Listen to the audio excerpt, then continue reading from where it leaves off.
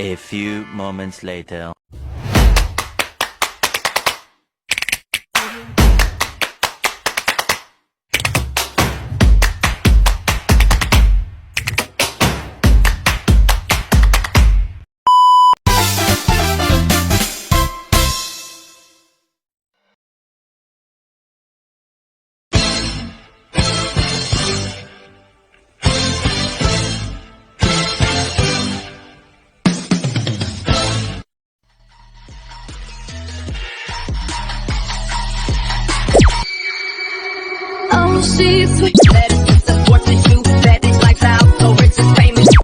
The key of success adalah kunci kesuksesan.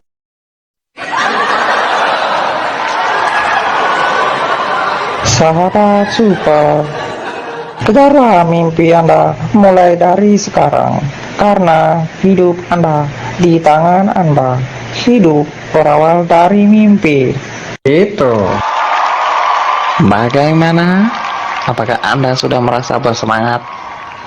Jika iya, nah mulai besok Anda akan merasakan perubahannya. Jika Anda meninggalkan zona nyaman tersebut, maka Anda akan mendapatkan kesuksesan itu. Wah, aku termotivasi. Sungguh acara yang menginspirasi. Jiwa nolebku serasa tercabik-cabik. Besok aku akan berusaha untuk menjadi yang terbaik.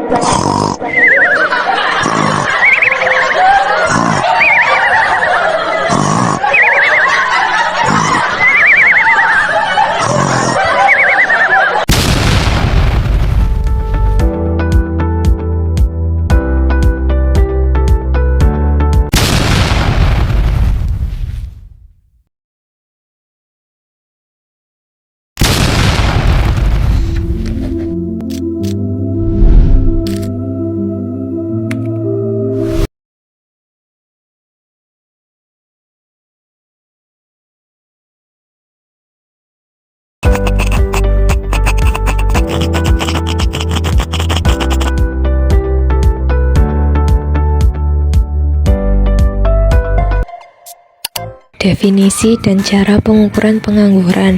Pengangguran adalah seseorang yang sudah digolongkan dalam angkatan kerja, yang secara aktif sedang mencari pekerjaan pada suatu tingkat upah tertentu, tetapi tidak dapat memperoleh pekerjaan yang diinginkannya.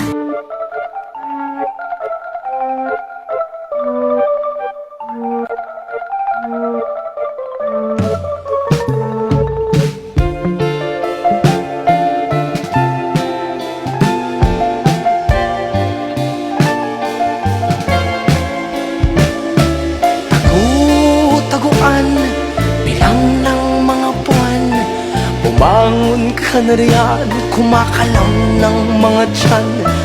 Tagu-taguan, bilang ng mga buwan, bumangon ka na riyan, kumakalam ng mga tiyan. Tagu-taguan, bilang ng mga buwan, bumangon ka na riyan, kumakalam ng mga tiyan. Cara pengukuran pengangguran, angkatan kerja penduduk berusia 15-64 tahun yang aktif bekerja atau mencari pekerjaan, tidak termasuk ibu rumah tangga yang tidak ingin bekerja, pelajar atau mahasiswa, pensiunan yang tidak bekerja, orang yang tidak bekerja dan tidak mencari kerja. Rumusnya adalah L sama dengan PL dikurangi WR ditambah MP ditambah PP ditambah PS. PL adalah total penduduk usia 15-64 tahun. Tingkat pernyataan tenaga kerja yaitu persentase angkatan kerja atau L terhadap total penduduk usia kerja atau PL dengan rumus tingkat pernyataan atau persen sama dengan L per PL dikali 100. Tingkat pengangguran yaitu persentase pengangguran atau U terhadap angkatan kerja atau L dengan rumus tingkat pengangguran atau persen sama dengan U per L dikali 100. Kesempatan bekerja penuh dan pengangguran alamiah.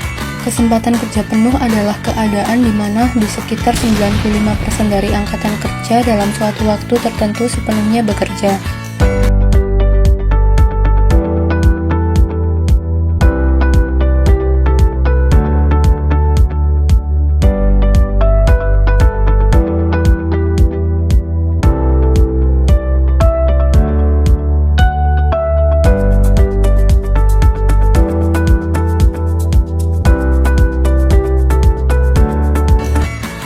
Pengangguran yang berlaku pada tingkat kesempatan kerja penuh ini dinamakan tingkat pengangguran alamiah atau natural rate of employment. Sebagian ahli ekonomi lebih suka menggunakan istilah NAIRU atau non-accelerated inflation rate of employment, yang dalam bahasa Indonesia kurang lebih dapat diartikan sebagai tingkat pengangguran yang tidak akan mempercepat tingkat inflasi, untuk menggantikan istilah natural rate of employment. Selanjutnya, ada faktor-faktor mempengaruhi tingkat pengangguran alamiah, yaitu faktor demografi, bantuan keuangan kepada penganggur, dan pengangguran struktural semakin meningkat. Selanjutnya ada pengangguran konjungtur dan di negara berkembang. Pemirsa, tingginya tingkat pengangguran di Indonesia dipandang kalangan pengamat ekonomi karena adanya pemulihan di beberapa sektor usaha yang tidak merata. Sehingga hal ini menyebabkan korban mengalami pemutusan hubungan kerja dan juga sulit kembali mendapat pekerjaan. Berdasarkan data dari BPS per Agustus 2022, tingkat pengangguran di Indonesia mencapai 8,4 juta jiwa. Porsinya sebesar 5,86% dari total angkatan kerja nasional. Usia pengangguran yang paling banyak berasal dari kelompok usia 20 hingga 24 tahun, yakni 2,54 juta. Angka tersebut setara 30,12% dari total pengangguran nasional. Ditambah lagi hadirnya angkatan kerja baru yang mencapai 3,5 juta setiap tahun, menjadi pesaing dalam mendapatkan pekerjaan. Dalam analisis modern, yang dimaksudkan sebagai pengangguran konjungtur adalah pengangguran yang melebihi pengangguran alamiah. Masalah pengangguran di negara-negara berkembang adalah jauh lebih rumit dan lebih serius kalau dibandingkan dengan yang dihadapi di negara-negara maju. Keadaan ini disebabkan oleh beberapa faktor yang secara ringkas diterangkan dalam uraian berikut. Faktor yang pertama adalah ketidakseimbangan di antara sumber-sumber ekonomi yang dimiliki kebanyakan negara-negara berkembang. Direktur Selios dan pengamat ekonomi Bima Yudhistira mengatakan masih tingginya tingkat pengangguran di Indonesia ini harus menjadi fokus utama pemerintah, terutama dengan menciptakan lapangan pekerjaan baru hingga meningkatkan kewirausahaan.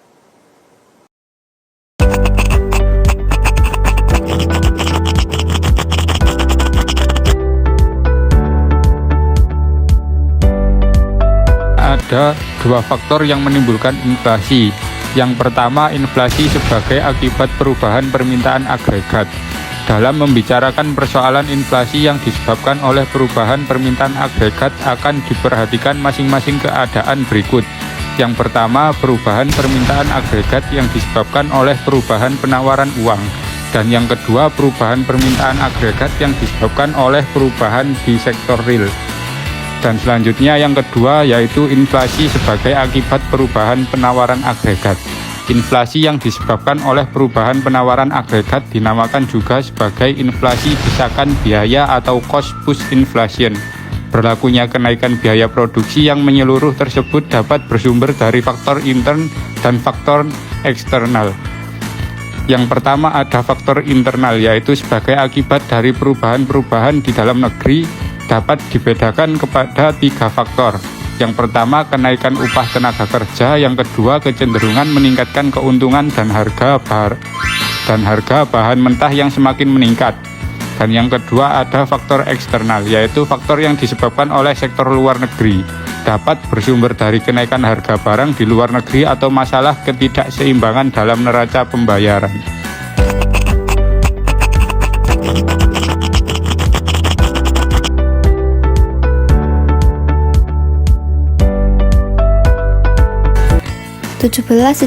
Konjungtur. Penyebab konjungtur berbagai pendapat di zaman klasik. Yang pertama, pandangan Malthus. Dalam teorinya ini, Malthus berpendapat bahwa penduduk berkembang secara geometri, yaitu 1, 2, 4, 8, 16, dan seterusnya. Tetapi penduduk berkembang secara aritmetik, yaitu 1, 2, 3, 4, dan seterusnya. Yang kedua, pandangan Schumpeter. Menurut pendapatnya, sistem pasar bebas merupakan suatu sistem pengendalian kegiatan ekonomi yang sangat efisien. Yang ketiga, pandangan beberapa ahli ekonomi klasik. Penulis-penulis yang tergolong dalam mazhab klasik yang menyinggung mengenai masalah konjungtur antara lain adalah John Stuart Mill dan Alfred Marshall. Kedua ahli ekonomi klasik ini tetap yakin dengan hukum Say yang berkeyakinan bahwa dalam perekonomian tidak terdapat kekurangan permintaan agregat. Penyebab konjungtur, pandangan Keynes dan pengkritiknya. There really seems to be some providence which watches over this country. 2 months ago, we were in an impossible position. For years past, our industry had been strangled by the exchange value. Pandangan Keynes. Keynes dan Keynesian menekankan pentingnya perbelanjaan agregat sebagai faktor utama fluktuasi ekonomi. Mereka berpendapat bahwa kekurangan permintaan agregat dapat menyebabkan resesi dan pengangguran, bertentangan dengan pandangan klasik yang percaya pasar selalu seimbang melalui fleksibilitas suku bunga. Monetaris dan klasik baru, Lucas berbeda dengan Keynesian dalam 2 hal utama. 1. Sumber fluktuasi ekonomi. Monetaris percaya perubahan penawaran uang adalah penyebab utama, sementara Keynesian menekankan perubahan pembelanjaan agregat, terutama investasi. 2. Peran pemerintah. Keynesian mendukung intervensi kebijakan pemerintah, sedangkan monetaris yakin pasar bebas akan menyesuaikan diri ke kesempatan kerja penuh dalam jangka panjang. Teori konjungtur real. Teori konjungtur real atau real business cycle teori dikembangkan oleh ahli-ahli ekonomi yang tidak dapat menerima pandangan pelopor kalangan klasik baru, yaitu Robert Lucas mengenai penyebab konjungtur. Penyebab konjungtur, pandangan teori konjungtur real. 1. Efek perkembangan teknologi. 2. Efek cuaca buruk. 3. Kebijakan pemerintah dan kegiatan ekonomi. 4. Kritik golongan Keynesian baru.